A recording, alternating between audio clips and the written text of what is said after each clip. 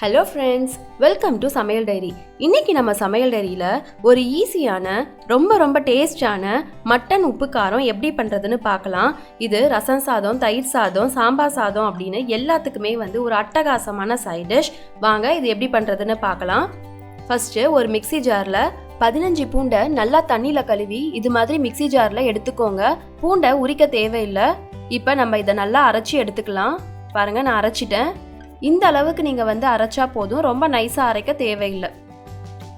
இப்போ ஒரு குக்கரில் 1/4 கிலோ மட்டன் சேர்த்துக்கலாம். இது கூடவே 7 டீஸ்பூன் எண்ணெய்,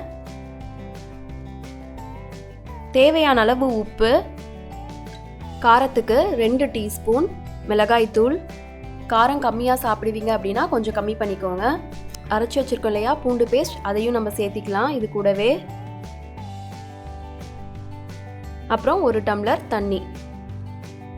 தண்ணி நிறையா ஊற்றாதீங்க, ஏன்னா மட்டனே தண்ணி விடும், அதுலேயே மட்டன் நல்லா வெந்துடும்.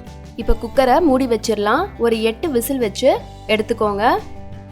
இப்போ மட்டன் வெந்துருச்சு. இதை நம்ம ஒரு பேனில் மாற்றிக்கலாம். பேனில் இருக்க தண்ணி நல்லா சுண்டணும். அது வரைக்கும் மிதமான சூட்லேயே அப்பப்போ நல்லா மிக்ஸ் பண்ணி விடுங்க. அப்போ தான் அடி ஒட்டாமல் வரும்.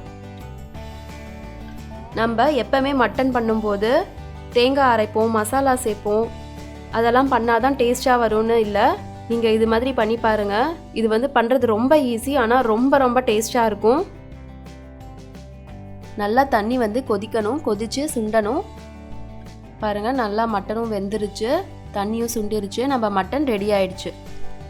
ஒரு தடவை செஞ்சு சாப்பிட்டு பார்த்தீங்க அப்படின்னா திரும்ப உங்களுக்கு செஞ்சு சாப்பிடணும் போல் இருக்கும். கண்டிப்பாக ட்ரை பண்ணி பாருங்கள். ட்ரை பண்ணிவிட்டு எப்படி இருந்ததுன்னு எனக்கு கமெண்ட்டில் சொல்லுங்கள். இந்த வீடியோ உங்களுக்கு பிடிச்சிருந்தது அப்படின்னா லைக் பண்ணுங்கள், ஷேர் பண்ணுங்கள், சப்ஸ்கிரைப் பண்ணுங்கள். மறக்காமல் பெல் பட்டனையும் ப்ரெஸ் பண்ணுங்கள். அப்போ தான் நான் போஸ்ட் பண்ணுற வீடியோஸ் உங்களுக்கு வரும். Bye friends.